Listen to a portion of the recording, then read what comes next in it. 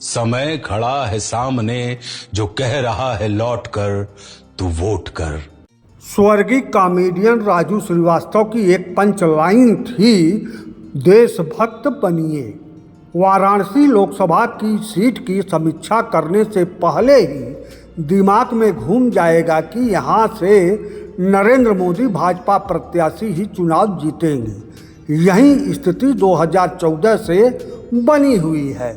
तो 2014 में बनिया जाति के यहाँ से नरेंद्र मोदी चुनाव लड़े थे, तो बनिया जाति के ही अरविंद केजरीवाल भी चुनाव लड़े थे और दोनों बनारस के नहीं थे। तो प्रथम यानी विजेता नरेंद्र मोदी बने, तो अरविंद केजरीवाल द्वितीय स्थान पर रहे और बाद में मुख्यमंत्री नई दिल्ली बने। इस समय जेल में हैं।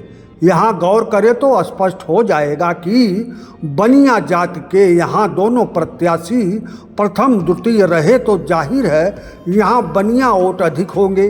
यह भी पूरा सच नहीं है। अरविंद केजरीवाल को वोट बनिया और मुसलमानों ने दिया, इसलिए केजरीवाल द्वितीय यानी सेकंड थे।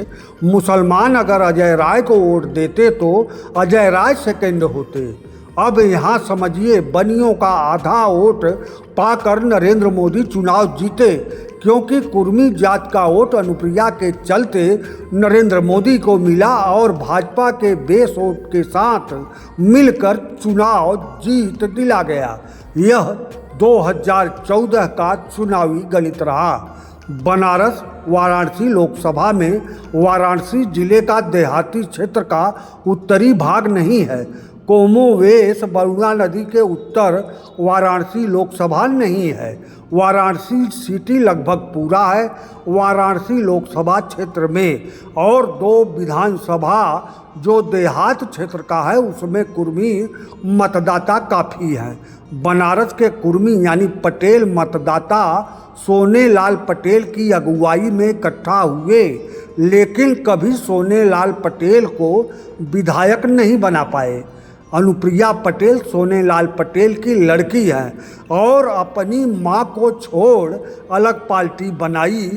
तब पटेल बनारस के अनुप्रिया पटेल के खेमे में आकर सफलता पाए, यानी सोनेलाल पति पत्नी से दूर कहीं लड़की बेटी में पटेल जाति का एकजुटता बनारस में दिखा। यही 2014 का चुनावी समीकरण 2024 में भी है। कोई बड़ा बदलाव वाराणसी लोकसभा में दिखता नहीं है। वाराणसी लोकसभा में वही गणित है जो साफ दिखती है।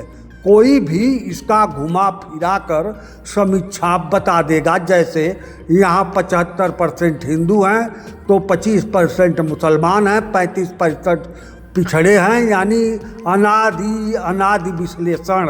लेकिन इन सबसे सही यह है कि 75% शहरी मतदाता हैं। उसमें भी ग्रामीण एरिया से आकर शहरी बने लोगों का प्रतिशत कितना है, यह महत्वपूर्ण है। फिलहाल वाराणसी लोकसभा कोई इतिहास लिखेगा ऐसा लगता तो नहीं है, लेकिन लिख देगा ऐसी उम्मीद तो लोग पाल ही सकते हैं। ये लोक हित का पर्व है, ये पर्व तेरा गर्व है। अलख जगह कलम उठा के नोट कर तू वोट कर, तू वोट कर, तू वोट कर।